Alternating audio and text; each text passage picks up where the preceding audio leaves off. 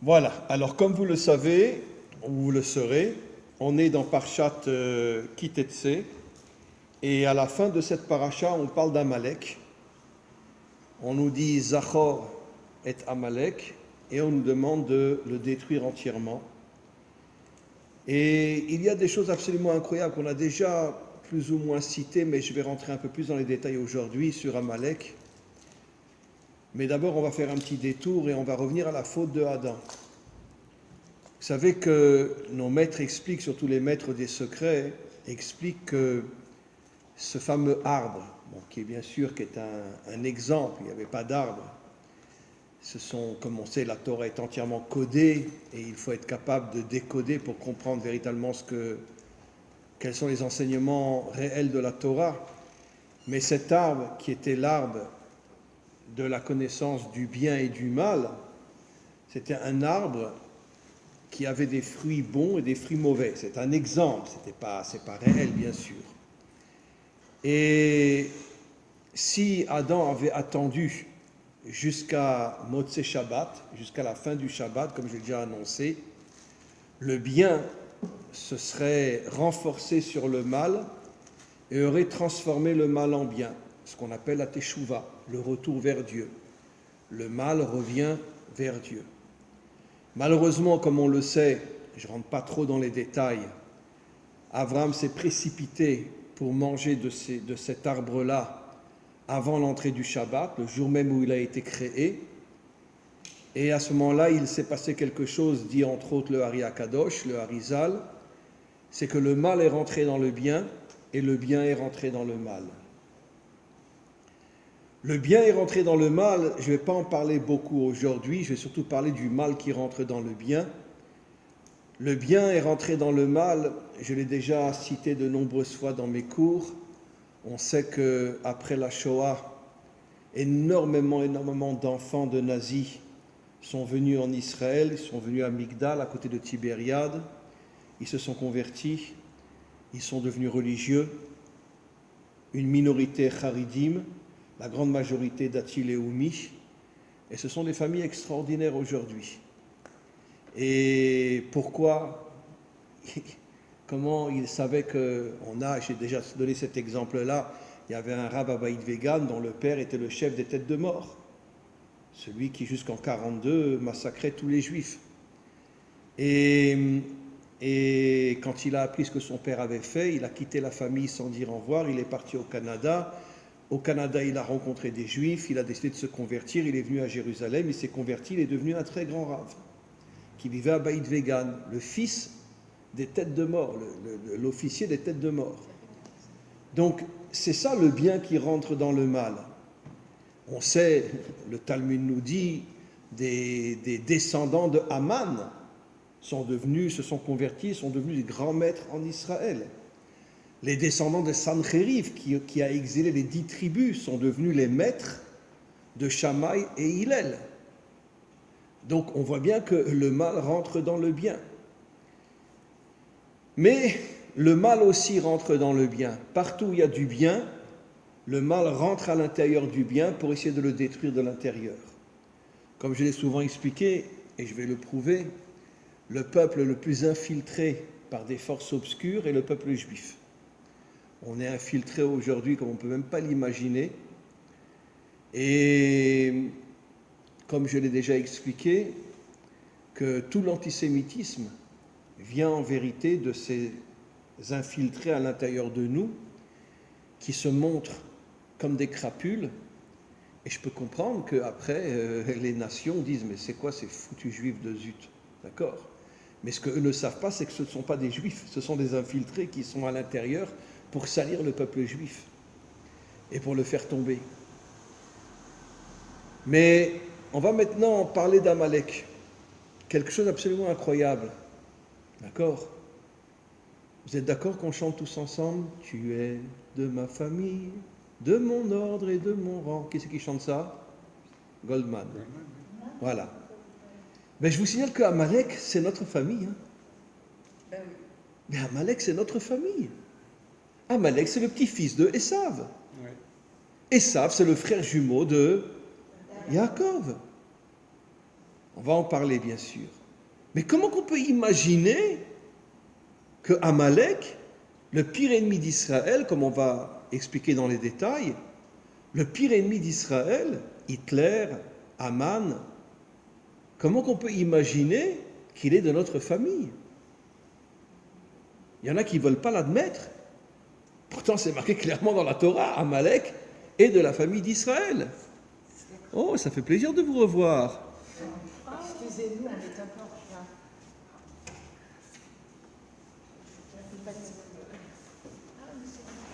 Comment? Ah oui.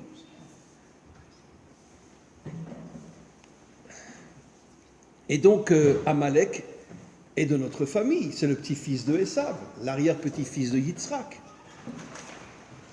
Mais vous savez que nos maîtres disent, bon, je ne sais pas s'il faut le prendre vraiment à la lettre ou pas, quand tu te maries avec une femme qui va devenir ton épouse, regarde ses frères. Parce qu'il est possible que tu mettes au monde un enfant qui sera comme l'un de ses frères. On parle de quelqu'un qui est mauvais. Eh bien, le frère de Rivka, que Yitzhak a épousé, comment il s'appelait? Lavan, le blanc.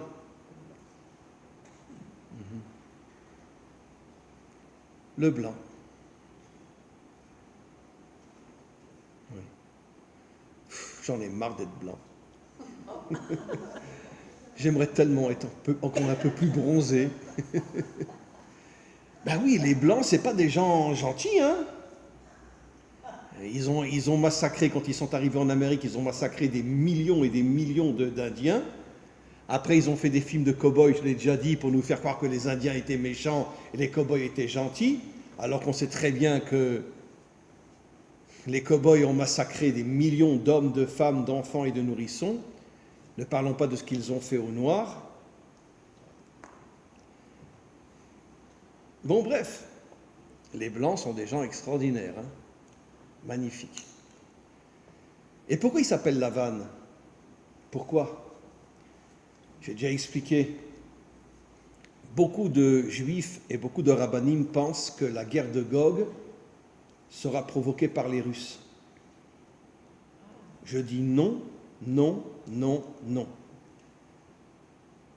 Ce sont les dirigeants américains qui vont être à la tête de la guerre de Gog, parce qu'eux, ils ont Beth à Lavan. Ils ont la Maison Blanche.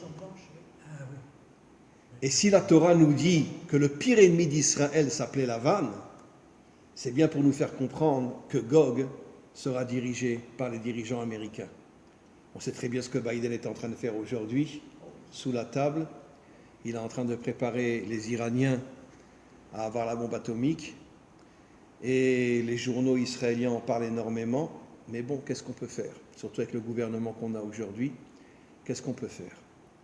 Mais quoi qu'il en soit, Lavan fait allusion à la Maison Blanche. C'est pas moi qui le dis. Il y a beaucoup de commentaires qui le disent. Entre autres, le Ari Akadosh le dit, que la guerre de Gog sera provoquée par les dirigeants américains et pas par les Russes. Je ne dis pas que les Russes sont gentils. Je ne dis pas. Mais d'un autre côté, ils sont francs. Ils sont authentiques. Quand ils sont méchants, ils sont méchants. Quand ils sont gentils, ils sont gentils. Par contre, les Américains, je parle des dirigeants, c'est que de la vitrine. C'est que de la vitrine. Et donc derrière cette vitrine, on ne sait pas ce qui se cache. En tous les cas, je reviens maintenant sur Amalek. Comment Amalek a pu naître? Parce que d'abord, Esav est né. Et vous savez ce que disent tous nos commentaires dans la Torah? Que Esav était la réincarnation de Lavan.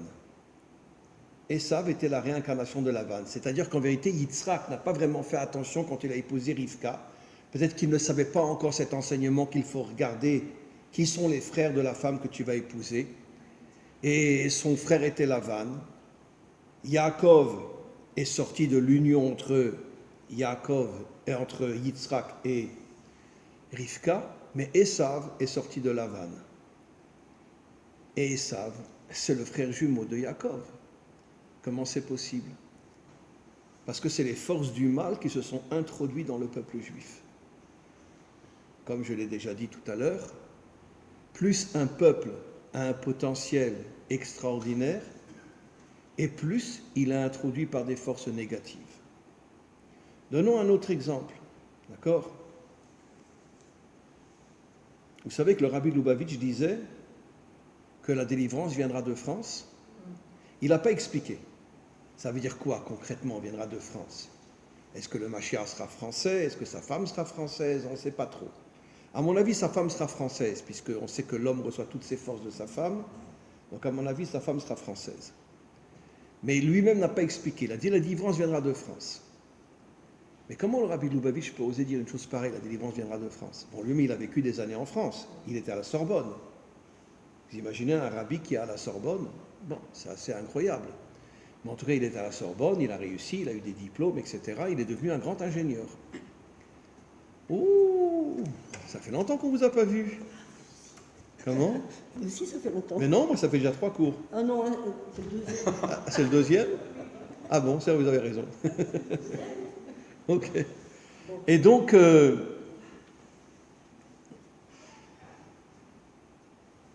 Yaakov est sorti de l'union entre Yitzhak et Rivka, mais Esav, lui, est sorti de Lavan. Ça veut dire qu'en vérité, Lavan, son roi, ses énergies négatives, se sont introduites dans le peuple juif pour le détruire de l'intérieur. Et, excusez-moi de le dire, je l'ai déjà dit, mais quand on lit la Bible, d'accord, je veux dire, on a envie de la jeter à la poubelle. Hein. Parce que quand on voit comment les rois d'Israël se comportaient, comment le peuple juif était idolâtre, nos maîtres osent dire que seulement sur des millions de juifs qu'il y avait à cette époque-là, parce qu'à cette époque-là il y avait la polygamie, un enfant se mariait à l'âge de 13-14 ans, il pouvait avoir jusqu'à 10, 15, 20 femmes, il pouvait avoir jusqu'à 50, 60 enfants, et donc le peuple juif était peut-être 50, 60, 70 millions de personnes à cette époque-là. Vous savez ce que nos maîtres disent? Seulement 7000 juifs ne se sont pas prosternés devant l'idolâtrie. 7000. Sur peut-être 60 ou 70 millions. Tous étaient idolâtres. D'accord. Donc, c'est pas évident. C'est pas évident. Aujourd'hui, combien il y a de laïcs dans notre peuple? Au moins 80-90%. Allez, on va dire 80% de laïcs. Alors quand ils sont en Israël, bon, c'est difficile. Bon, aujourd'hui, il y a des magasins russes partout, on peut rentrer et manger du jambon beurre partout. Très bien. Mais bon, pas tous le font. Mais quand ils sont en route Laaretz, d'accord, je vais me taper un petit cochon avec du beurre, un jambon beurre. Ah oui, malheureusement, c'est vrai. Vous savez combien il y a d'Israéliens qui sont installés à Berlin? Vous pouvez imaginer une chose pareille? Et pas des Sfaradim, hein, pratiquement que des Ashkenazim. Ouais. Ils sont installés à Berlin. Après ce que les Allemands ont fait à leurs parents ou à leurs grands-parents, ils sont installés à Berlin. Ils sont des dizaines de milliers d'Israéliens installés en Allemagne. Des dizaines de milliers. Et Comment beaucoup c'est partent possible? au Portugal aussi. Comment? Et de plus en plus maintenant, à cause de l'élévation des prix, partent au Portugal. Absolument. Absolument. Absolument. Après l'Inquisition. Oui, oui. Bon. Ouais, c'est vrai, il a raison. Comment qu'on peut aller dans des pays pareils? Bon. Et donc, encore une fois, on voit que Lavan a introduit des énergies négatives dans le peuple juif. Et ça dure depuis des siècles. Depuis des siècles, il y a des énergies négatives qui sont à l'intérieur du peuple juif. Pourquoi? Parce que comme le peuple juif a un potentiel de bien, toutes les forces du mal s'introduisent en lui pour le faire tomber. Et aujourd'hui, l'humanité tout entière est en train de s'écrouler. D'accord? Vous avez des petits-enfants? À partir de quel âge un petit enfant reste toute la journée sur un portable? 2-3 ans. Ben oui.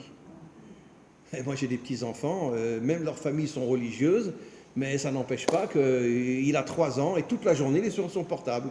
Bon, il regarde des films, il regarde des trucs, des dessins animés. Mais quelle est l'intention de toutes les forces obscures qui sont derrière ça? De faire tomber la nouvelle génération. D'en faire des robots, d'en faire des esclaves qui sont prisonniers de toutes les saletés qu'on fait rentrer dans le monde. C'est absolument incroyable ce qui se passe. On va avancer encore un petit peu plus. Donc on a expliqué que finalement, Esav vient de Lavan et son petit-fils, Amalek, vient directement de lui, puisqu'il a eu un fils qui s'appelait Eliphaz. Eliphaz était la plus grande de toutes les ordures qui existaient sur terre, d'accord? Il a couché avec une femme mariée. Après, Eliphaz, le fils de Esav, a eu une fille avec cette femme mariée. Comment? Timna. Et lui, le père, a à nouveau couché avec cette fille-là et est né Amalek. C'est-à-dire que Amalek est un double bâtard. Bâtard et Chétish, femme mariée, et bâtard inceste, puisque le père a été nouveau avec sa fille. Un double bâtard. Mais il est de notre famille. Comment qu'on peut comprendre une chose pareille? Maintenant, essayons de comprendre maintenant, bien que Amalek s'est dévoilé de nombreuses fois dans l'histoire, mais les 2 fois les plus terribles, ça a été les Perses et les Allemands. On va commencer par les Perses. Et vous allez voir qu'effectivement le mal rentre là où se trouve du bien. Qui a détruit les Babyloniens qui nous ont fait tellement de mal? Les Perses. Comment s'appelle le roi de Perse qui a détruit les Babyloniens? Cyrus. Cyrus était le plus grand ami d'Israël. Cyrus, quand il a vaincu les Babyloniens, a lancé des messages dans toute la Babylonie. Juifs, je vous donne de l'argent. Vous êtes accompagnés par mon armée. C'est marqué dans le Tanakh, dans la Bible. Revenez en Israël, reconstruisez le temple, retournez tous en Israël. Combien sont rentrés en Israël? 50 000. Même pas, 1 ou 2%. Ils sont tous restés en Babylonie, après ils sont partis en Perse. Pourquoi? Pas moi qui le dis, c'est nos maîtres. Pourquoi? Le fric. Parce qu'ils étaient sous un gouvernement tellement amoureux des Juifs qu'ils se sont dit on va pouvoir faire du pognon. Et ils ont fait du fric. Ils sont devenus très riches. Mais il y a eu Cyrus, il y a eu Darius, les deux étaient très pro-juifs, et après est venu, 3e génération, Assuérus. Assuérus, Achashverosh en hébreu, qui lui détestait les juifs. Et après, il a fait venir Aman, descendant d'Amalek, qui vivait en Israël, enfin dans cette région-là, il l'a fait venir pour détruire Israël. Maintenant, regardez comment ça fonctionne. Aman est un descendant d'Amalek. Assuérus, lui, vient d'un peuple qui au départ était très bon. Et je continue à le dire aujourd'hui. Vous savez où le Mossad a le plus d'agents infiltrés? En Iran. Des Iraniens, des vrais Iraniens. Des vrais Iraniens qui veulent faire tomber leur gouvernement, parce que les Iraniens sont des gens très bien, qui sont dominés par les chiites.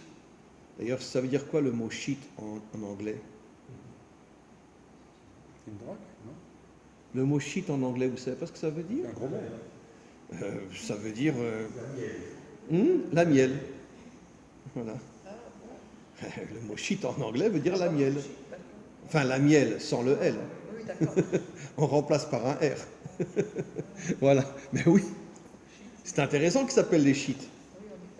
Mais vous savez que les chiites, les Iraniens ne sont pas ce ne sont pas des Arabes, ce sont des Occidentaux. Ce qui est absolument incroyable. D'où vient la croix gammée? Elle vient d'Iran. Après, elle est passée par l'Inde et les Allemands l'ont récupérée. La croix gammée a pour origine l'Iran. Je parle de l'Iran chiite, pas l'Iran de l'époque de Suérus. Et regardez, comment c'est une croix gammée? Est-ce que vous pouvez me donner juste 30 secondes votre stylo, cher ami? Regardez, une croix gammée.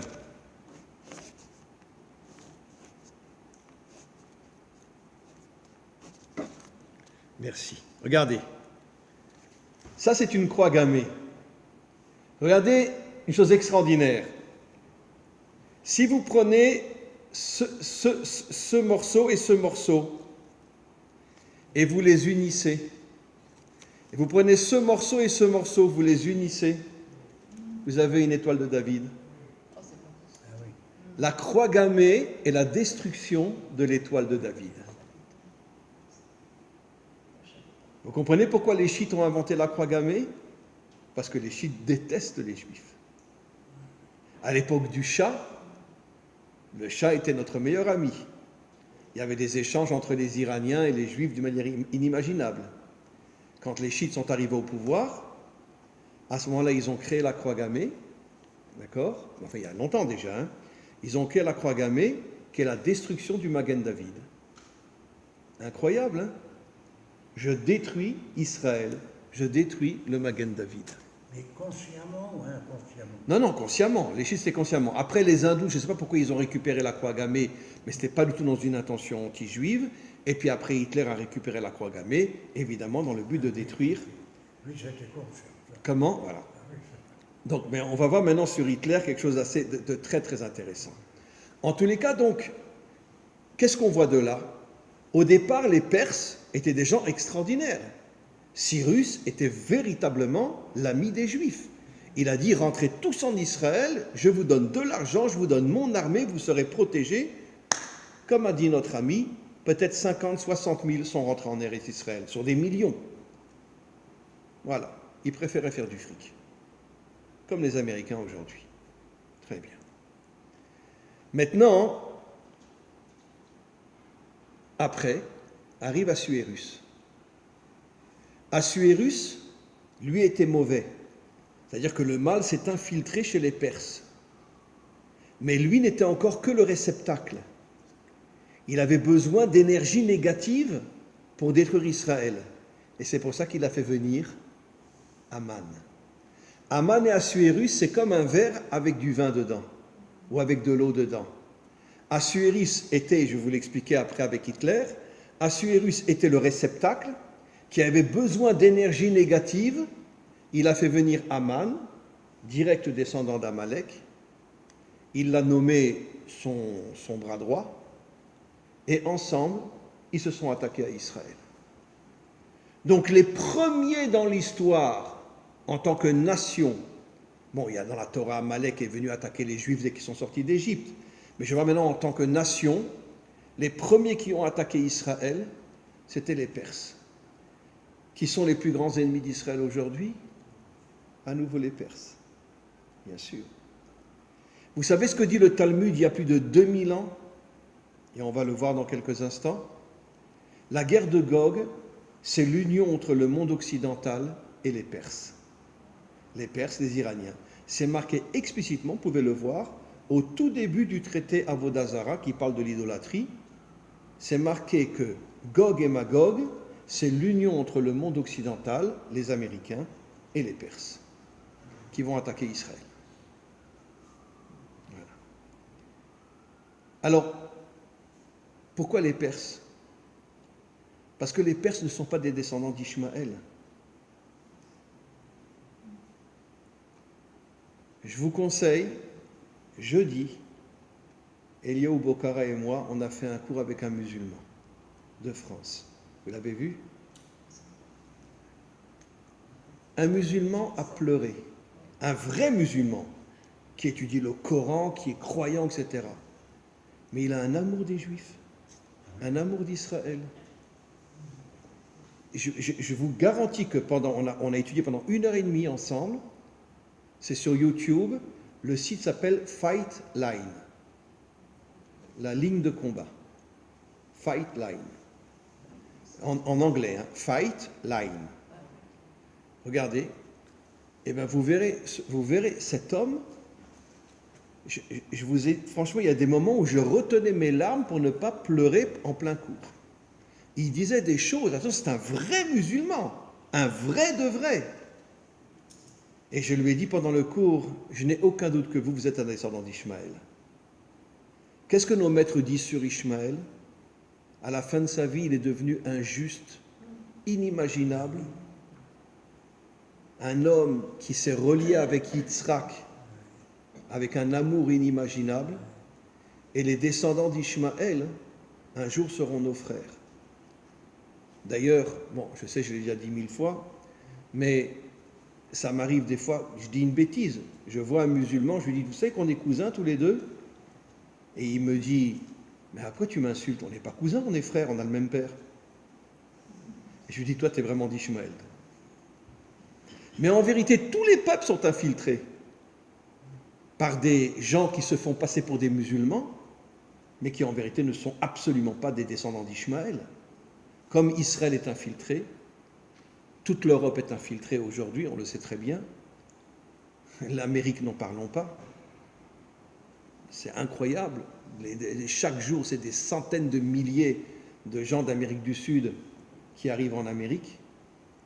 Il y a quelques années, bien avant le corona, ça m'arrivait de temps en temps d'aller à Manhattan. Et parce que j'aime bien Manhattan. J'adore Manhattan. J'adore. Bon, c'est comme ça. J'adore. Bon, très bien. Ça m'arrivait d'y aller.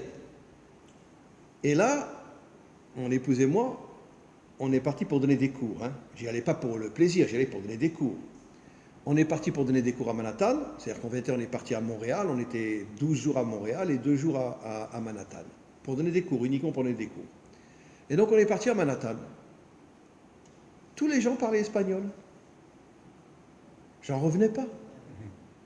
À Manhattan, tous les gens parlaient espagnol. Tu rentres dans un magasin, ils parlent espagnol. Tu rentres dans une station d'essence, ils parlent espagnol. Ils parlent tous espagnol. Ça veut dire qu'en quelques années, les gouvernants ont fait venir des centaines de milliers d'Espagnols d'Amérique du Sud ou de Portugais, peu importe, même à Manhattan. Et pourtant, la vie à Manhattan, elle est chère. Même à Manhattan. C'est absolument incroyable. C'est-à-dire que tout est infiltré aujourd'hui pour détruire l'identité des peuples. Mais les peuples les plus infiltrés, c'est bien sûr les peuples qui reçoivent Amalek dans le mal, ou Israël qui est aussi extrêmement infiltré. Donc maintenant, revenons à ce que j'explique. Donc, pour qu'il y ait une infiltration, il faut qu'il y ait un réceptacle et des énergies négatives. Assuérus, c'est le réceptacle qui fait venir Aman, et ensemble, c'est comme l'union négative entre l'âme et le corps, et ils attaquent. Ils attaquent Israël. Mais pourquoi précisément en Perse, Amalek s'est dévoilé? Parce qu'au départ, les Perses étaient des gens extraordinaires. Et là où il y a le bien, vient le mal. Je l'ai déjà dit et je le répète. De quel pays Herzl est né? L'Autriche. Comment, pardon?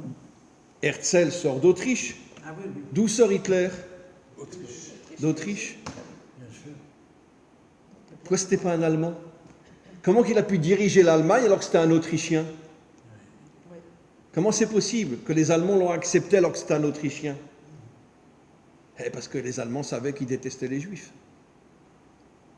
Mais je n'ai pas fini. Mais pourquoi il vient lui aussi d'Autriche? Parce que là où sort le bien, sort le mal.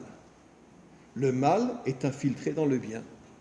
Et puisqu'Herzl a voulu ramener Israël sur sa terre, automatiquement sort Hitler pour empêcher les Juifs de revenir sur leur terre. Vous savez que beaucoup dans le monde entier, y compris chez les Juifs, on s'imagine que Hitler voulait simplement tuer les Juifs. Mais en vérité, sa véritable intention était d'empêcher les Juifs de revenir sur leur terre. Et je l'ai déjà dit, vous savez que 2 ou 3 ans avant la Shoah, il a envoyé Eichmann, qui s'est fait passer pour un Juif, parce que Eichmann a appris le Yiddish avant de partir, puisque la majorité des Juifs qui étaient à cette époque-là en Israël, c'était des Ashkenazim.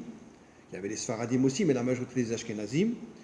Il a appris le Yiddish, il est parti en Allemagne, il est parti en Israël, il est resté 2 ans en Israël à Eichmann pour préparer la destruction d'Israël. C'est ce que Rommel devait faire.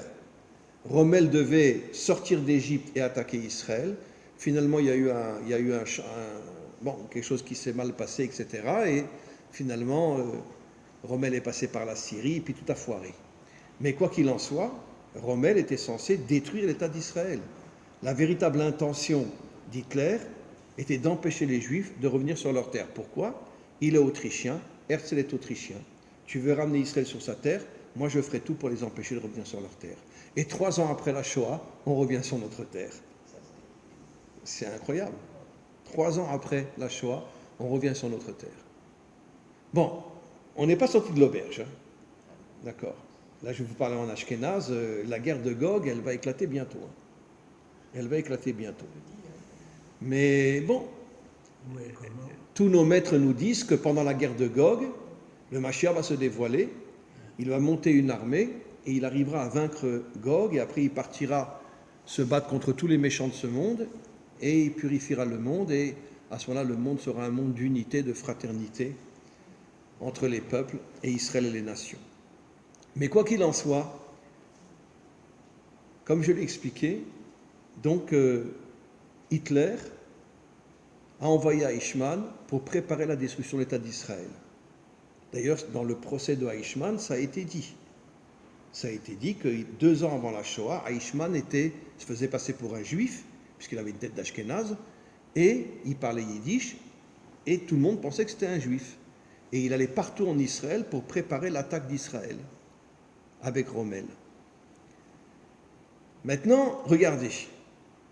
De la même manière que Assuérus était le réceptacle et Aman était l'énergie négative qui est rentrée dans le réceptacle pour s'attaquer à Israël, je l'ai déjà dit, mais je le répète d'une manière un peu plus profonde aujourd'hui, qui c'est qui a créé les camps de concentration? C'est Hitler? Non. Non, pas du tout.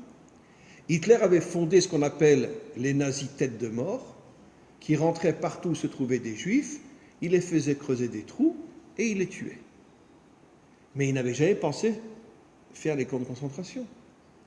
Qui c'est qui a donné l'idée à Hitler de faire les camps de concentration? L'imam de Jérusalem, le moufti de Jérusalem, qui s'appelait comment? Husseini.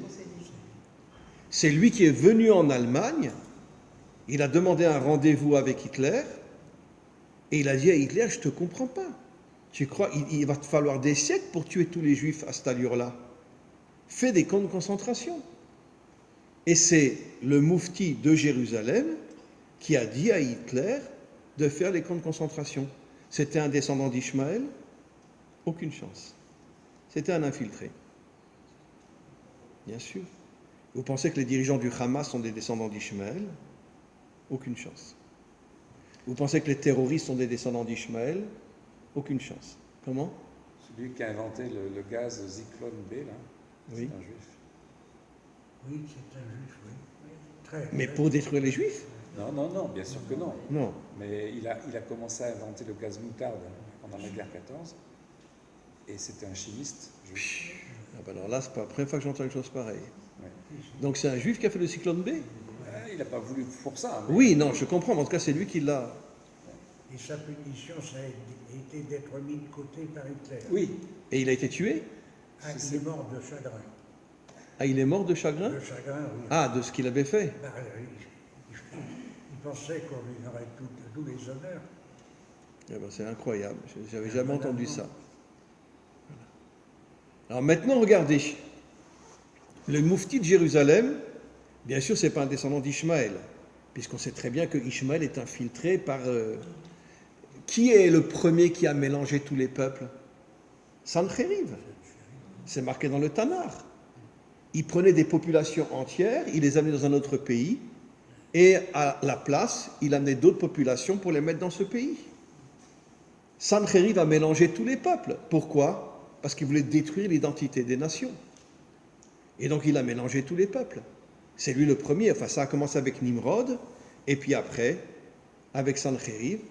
Et vous savez ce que disent nos maîtres aujourd'hui? Que juste avant la délivrance finale, tous les dirigeants du monde seront les réincarnations des plus grands dictateurs de l'histoire biblique.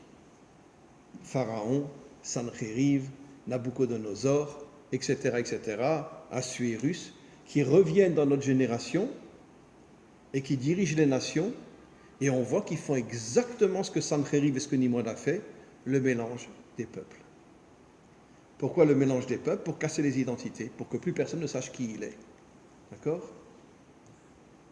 N'oublions pas, chers amis, d'accord, que dans les années 90, nos dirigeants ont fait venir 1 million de Russes en Israël, dont 90% n'étaient pas juifs. À cette époque-là, ils n'osaient pas se dévoiler comme non-juifs. Pendant des années, on les croisait, ils n'avaient rien sur eux. Maintenant, promenez-vous à Tel Aviv, promenez-vous même à Jérusalem, promenez-vous à Netanya. Ils n'ont plus honte de rien aujourd'hui.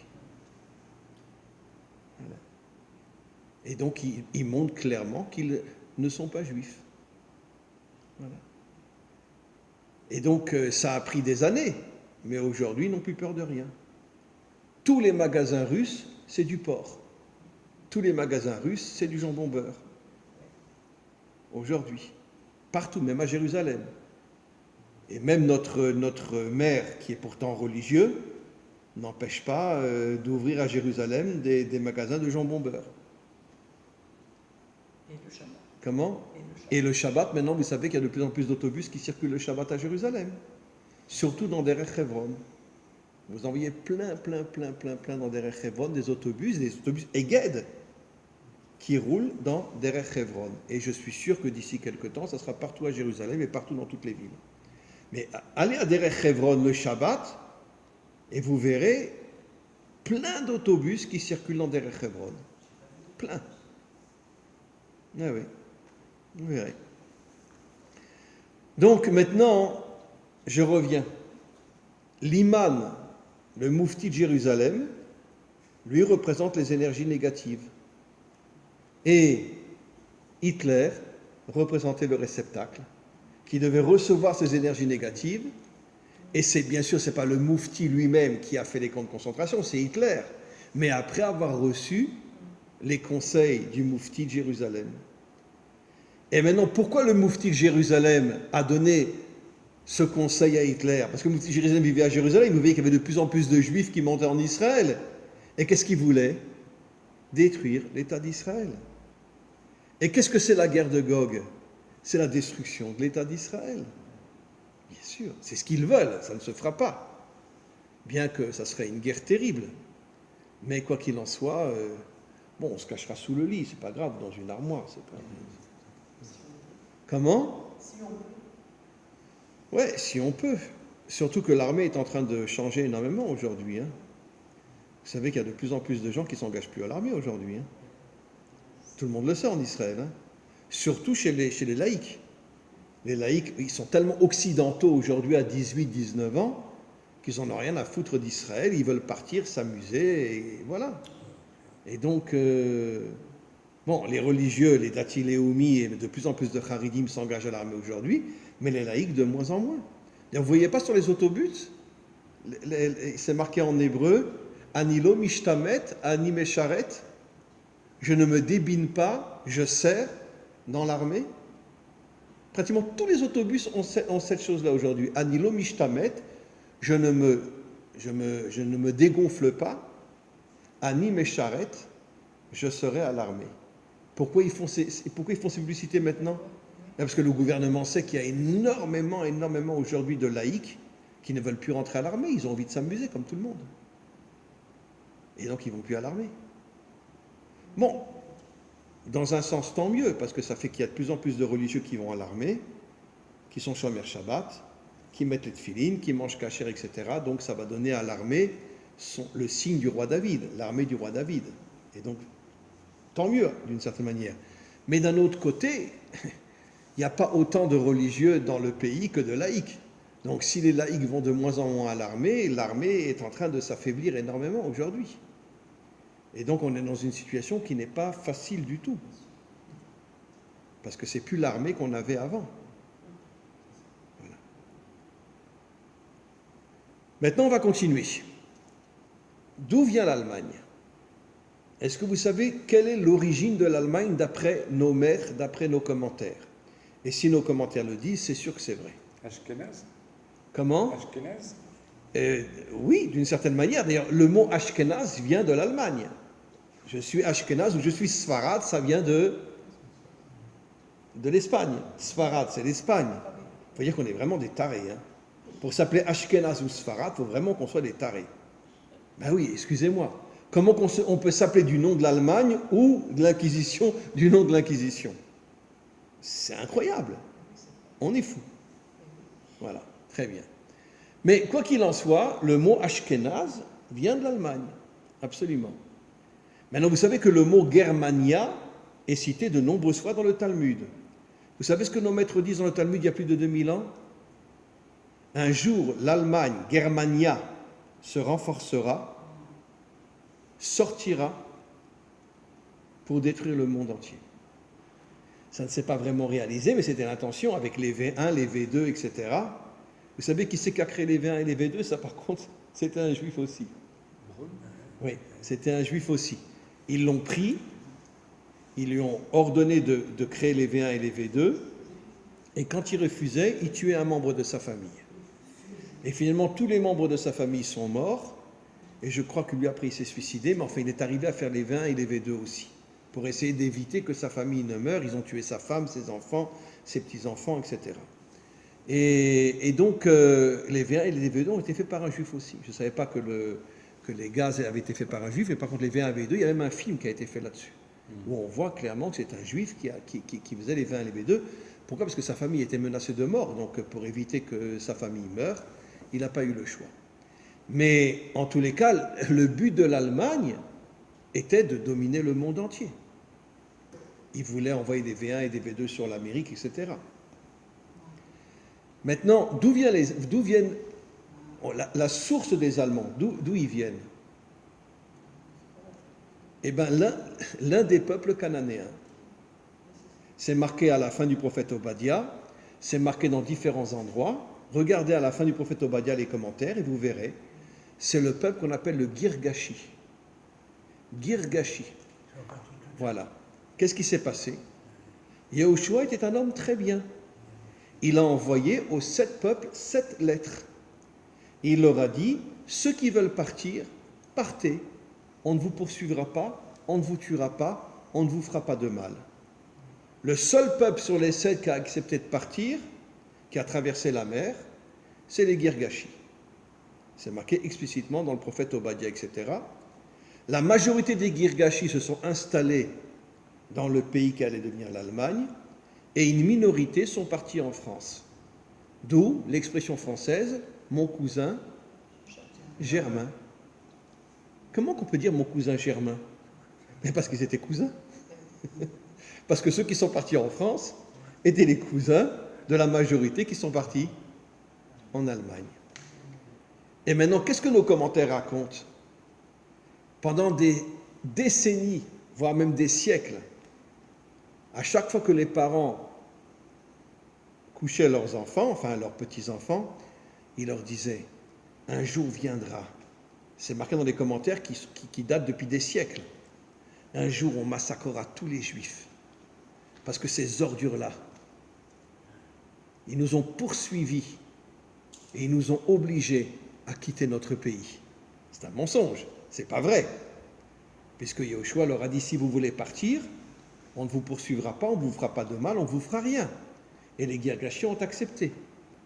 Mais d'un autre côté, ils étaient tellement malheureux d'avoir quitté leur pays, enfin leur pays, le pays qu'ils avaient conquis, puisque ce pays appartenait à Hachem, que finalement, ils ont raconté pendant des décennies, pendant des siècles à leurs enfants, que finalement, les sales juifs les avaient fait quitter l'Allemagne, Israël, enfin le pays de Canaan, pour arriver en Allemagne.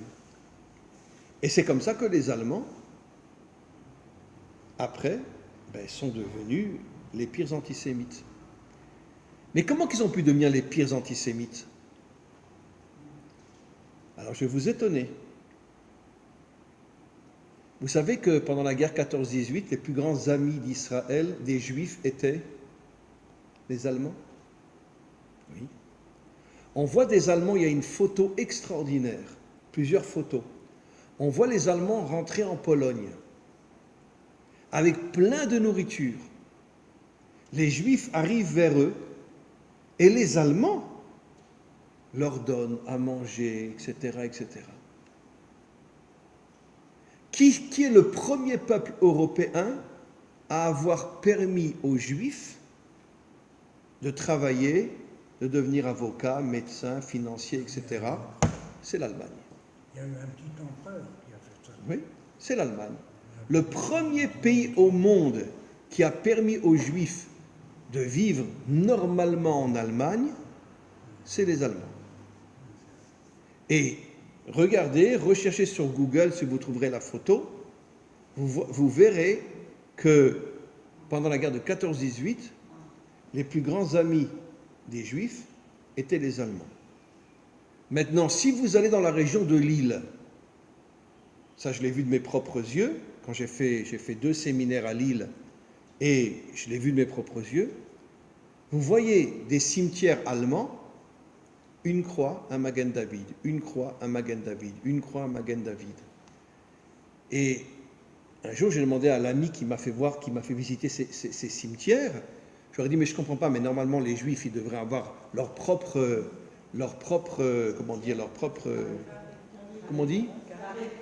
carré et avoir leur Magen David là. Pourquoi ils se mélangent avec les croix?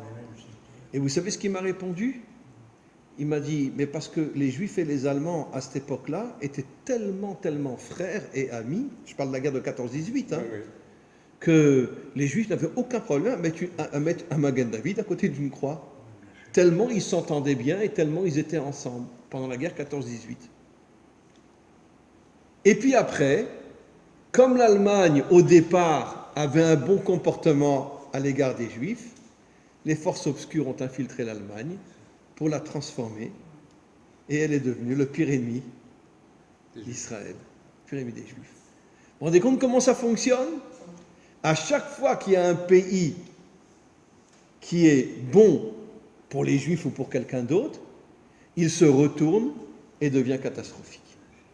C'est exactement ce que nous disent nos maîtres, que le mal a infiltré le bien. Le mal a infiltré le bien.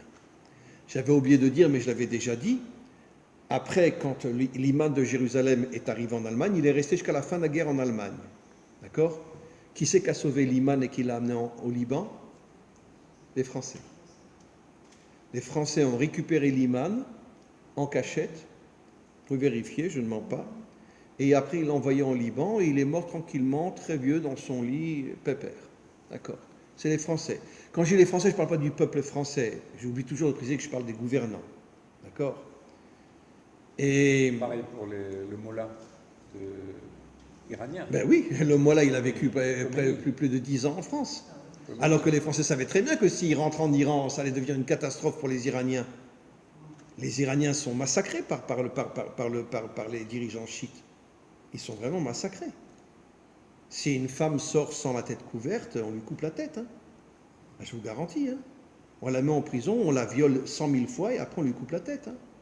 Si elle sort sans... C'est horrible ce que les chiites font aux Iraniens aujourd'hui. C'est pour ça que les Iraniens sont très forts avec le Mossad pour essayer de faire tomber les chiites et retrouver leur indépendance. Maintenant, je reviens à ce que j'explique. Vous savez que l'imam, enfin le moufti de Jérusalem, a créé une unité nazie croatite. D'accord? Oui. Je ne rentrerai pas dans les détails, mais on ne peut même pas imaginer ce qu'il faisait aux Juifs. Il les coupait en morceaux. Il prenait un sabre, il commençait par les pieds et il coupait en morceaux. Voilà. Et puis après, il jetait les morceaux dans un... Même les nazis n'osaient pas faire une chose pareille. Il les tuait à la mitraillette, Besséder, ou dans les chambres à gaz. Mais les couper en morceaux, même les nazis n'osaient pas faire une chose pareille. Parce que lui, vraiment représentait toutes les forces d'Amalek. Parce que le roi d'Amalek se met dans les choses négatives.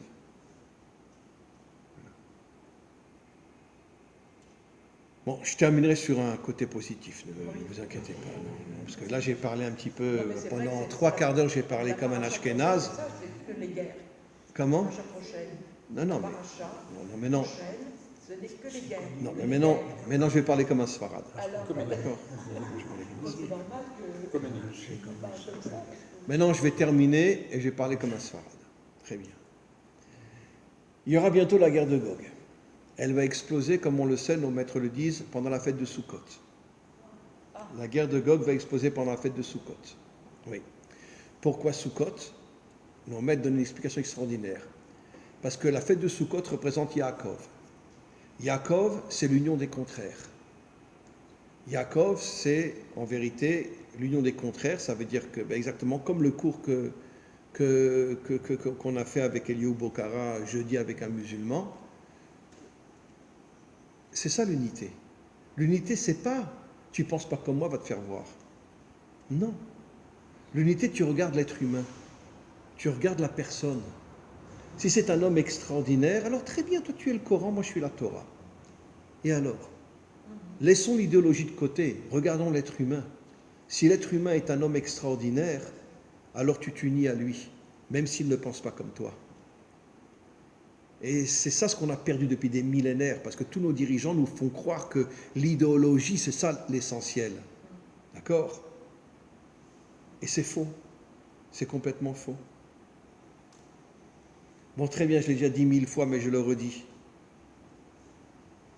Elisheva m'a fait découvrir un homme qui est devenu l'un de mes plus grands amis. Un homme exceptionnel.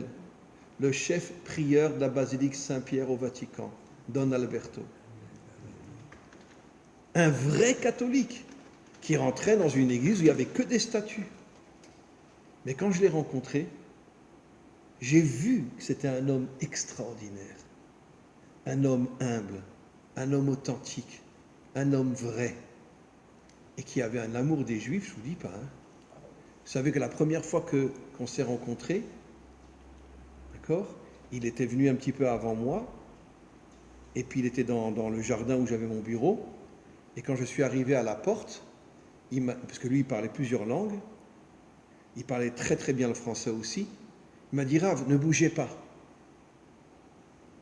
Il est venu vers moi, vous vous rappelez Elisheva, avec la tête baissée. Il m'a pris les mains, il m'a embrassé les mains et il m'a dit, la première phrase qu'il m'a dit, au nom de l'Église catholique, nous vous demandons pardon pour les 2000 ans de souffrance que nous vous avons infligés. Et moi j'ai pleuré comme une fontaine. Puis comment c'est possible? Le chef de la basilique Saint-Pierre qui me dit une chose pareille. Ça veut dire qu'il y a des gens extraordinaires partout, il y a des gens bien partout. Alors il est catholique, mais c'est Erasma. Regarde l'être humain, regarde l'homme. Arrête de regarder l'idéologie des gens, regarde l'être humain. Bon, ça fait quelque temps qu'on n'est plus en contact avec lui. Malheureusement, on croit qu'il est décédé parce qu'il était très très âgé. Mais un homme fabuleux. Il m'a raconté des choses que... Bon, je n'ai pas le droit de les dévoiler, mais il m'a raconté des choses absolument incroyables. Absolument incroyables. Et un jour, je me rappelle, cette phrase-là, je peux vous le dire, un jour on était ensemble, on parlait, et il me dit, mais quand Bon, il y a des exceptions, hein, bien sûr. Mais il me dit, mais quand on arrivera un jour à redevenir de vrais frères, les chrétiens et les juifs? Comme ça, il me dit. C'était une phrase qui m'a bouleversé. Parce qu'après 2000 ans où on sait très bien ce qui s'est passé, et il me dit une chose pareille. Il avait un grand amour des Juifs. Et pourtant, c'était encore une fois l'organisateur de toutes les prières à la basilique Saint-Pierre du Vatican, Don Alberto. Un homme exceptionnel. Et grâce à Elisheva, je l'ai découvert. Merci Elisheva de m'avoir permis de découvrir dans le monde entier des gens incroyables. Et donc, on va terminer maintenant à la Sfarad. Donc, on se prépare à la guerre de Gog qui va éclater pendant la fête de Sukkot. On ne peut pas l'éviter. Comment? On ne peut pas, c'est dans les prophètes, on ne peut pas l'éviter. On ne peut pas. Maintenant, il y aura peut-être plusieurs niveaux, ce serait peut-être une guerre économique ou peut-être une guerre militaire, etc. Bon, enfin, d'après la Bible, ce serait une guerre militaire. D'après la Bible, regardez dans Ézéchiel chapitre 38, vous serez bouleversés par ce qui est marqué. Ça peut être très court, hein, 6 jours. Ah oui, ça sera très court cette guerre-là, parce que ça sera comme ça, avec des armes modernes, etc. Mais même si c'est 6 jours ou 5 jours ou peu importe, quoi qu'il en soit, ça va être très très dur. On a déjà eu la Ça va être très très dur. Comment? On a déjà eu la bombinette, on a vu ce que ça Là? La On a eu bombinette. déjà la bombinette sur Nagasaki et machin. Oui. Et on voit ce que ça donnait. Alors maintenant, D'ailleurs, vous dites une chose extraordinaire. Comment les Américains ont osé envoyer 2 bombes atomiques sur le Japon et tuer des centaines de milliers de personnes? Comment ils ont osé faire une chose pareille? Vous voyez bien que les dirigeants américains, c'est pas... Je ne parle pas des peuples, je ne parle pas des peuples, je ne parle jamais des peuples. Les peuples, il y a des gens bien partout. Mais les dirigeants, c'est quand même incroyable. Envoyer 2 bombes atomiques sur le Japon, alors qu'ils avaient toute la puissance pour amener des avions et envoyer des bombes normales sans envoyer des bombes atomiques. C'est quand même très très grave ce qu'ils ont fait. Donc, vive l'Amérique. Vive les cow-boys. Bref. En tous les cas, maintenant, on va terminer la soirade. Mes amis, pendant la guerre de Gog, le Mashiach va se dévoiler. Très bien. Le Mashiach sera Sfarad ou Ashkenaz? Sfarad. C'est marqué explicitement dans le prophète Obadiah que la famille des rois a été exilée en Sfarad. Donc la famille des rois, je parle des rois de David, la famille du roi de David, j'ai oublié de préciser, la famille du roi de David, les descendants du roi de David ont été exilés en Sfarad. Donc, le Mashiach sera Sfarad, et comme je dis toujours, son âne sera Ashkenaz. L'âne sera Ashkenaz. Mais lui, il sera Sfarad. Très bien. Bon, c'est pas mal déjà d'être son âne. C'est un grand honneur pour un Ashkenaz d'être l'âne du Mashiach, non? Très bien. En tous les cas, quoi qu'il en soit, ne me regardez pas avec des yeux comme ça, vous, moi aussi je suis Ashkenaz. Oui, ça peut être une ânesse, oui. Oui. Ah, dans ce cas, ce serait une femme Ashkenaz alors. Quoi qu'il en soit, le Mashiach va se dévoiler pendant la guerre de Gog. Il va monter une armée. Vous savez ce que dit le Zohar, j'ai déjà dit 1000 fois. Le Zohar dit que 90% de l'armée du Mashiach seront des hommes et des femmes des nations. Des nations. Des nations. Des gens des nations. Pourquoi? C'est à pleurer. Parce que les nations vont se rendre compte comment on les manipule depuis des millénaires. Qu'est-ce qu'on leur fait croire sur les Juifs, etc. Et les nations se réveillent aujourd'hui. Il y a un réveil inimaginable chez les nations aujourd'hui qui prennent conscience que c'est... Bon, vous le savez, ceux qui suivent mes cours, vous voyez bien, j'ai des cours avec énormément d'hommes et de femmes des nations, en Afrique, partout, Madagascar, La Réunion. Il y a eu un temps, j'étais même enfin bon, bref, dans le monde entier, ceux qui parlent français, bien sûr. Il y a un réveil inimaginable aujourd'hui. Attention, pas forcément qu'ils veulent se convertir, pas du tout. Ils veulent rester ce qu'ils sont. Mais ils commencent à comprendre qu'il faut s'unir avec Israël. En tout cas, avec ceux qui sont croyants en Israël. Je ne parle pas des laïcs, etc. Mais que c'est cette union. Et Rabbi Shimon Bar Yochai dit clairement dans le Zohar que la grande majorité de l'armée du Mashiach sera composée d'hommes et de femmes des nations. La majorité. C'est normal, ils sont 7 milliards, 8 milliards, ils sont beaucoup plus nombreux que nous. Mais on aurait pu imaginer que ce soit une petite armée que de juifs. Non. Rabbi Shimon Bar Yochai a le courage de dire que cette armée sera composée essentiellement de non-juifs. Enfin, j'aime pas dire le mot non-juif. C'est pas un joli mot. Mais sera composée, bon, ce que j'appelle les Bnei Adam, des descendants d'Adam et Ève. Vous comprenez? Ce sera la majorité de son armée. Et après, il y aura une unité, une fraternité inimaginable entre Israël et les nations.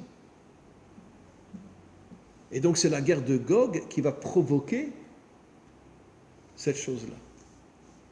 Maintenant, regardez, je terminerai. Si vous prenez la Gematria de Amalek, ça fait 240. 240, vous rajoutez le 2 et le 4, ça fait 6, plus le 0, ça fait 60. Et le 60, c'est l'une des valeurs numériques du mot la royauté. Il y a la royauté dans le bien et la royauté d'Amalek dans le mal. C'est quoi la royauté d'Amalek dans le mal? Ça veut dire Dieu reste à la synagogue, reste à l'église, fous-nous la paix, laisse-nous diriger le monde comme on le veut. Très bien. Donc Amalek a pour valeur numérique petite 60. Maintenant, qu'est-ce que nos maîtres nous disent?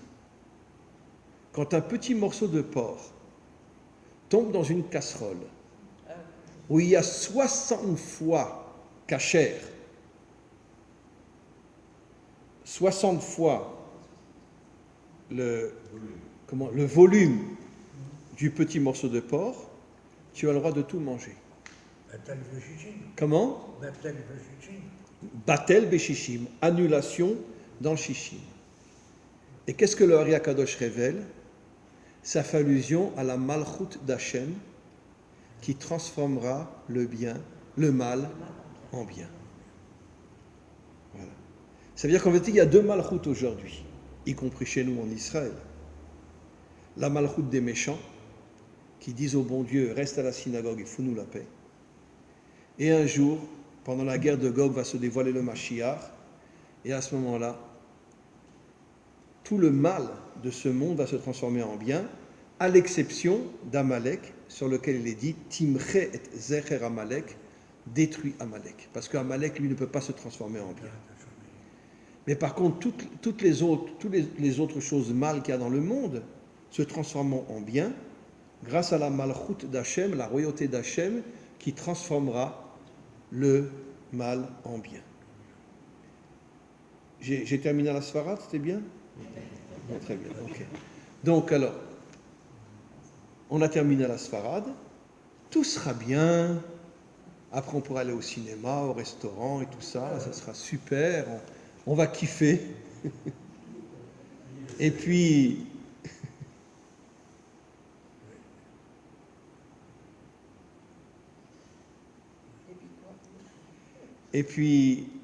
on va créer l'unité dans le monde.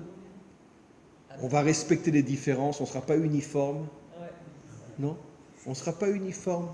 Les chrétiens resteront chrétiens, les musulmans resteront musulmans, les juifs resteront juifs. Mais il y aura l'unité. Ça veut dire on comprendra que ce qu'il faut regarder, c'est l'être humain. Tu n'es pas d'accord avec ses idées, ce n'est pas le plus important. Regarde l'être humain. Si l'être humain est un homme bien, crée l'unité avec lui. Et c'est ça l'unité qu'il y aura dans le monde, comme il est dit, dans ce jour Dieu sera un. Un, ça fait allusion à l'unité. Et Bezrat Hashem, on construira un monde meilleur. Amen. Vechen Yehi Ratzon. Amen.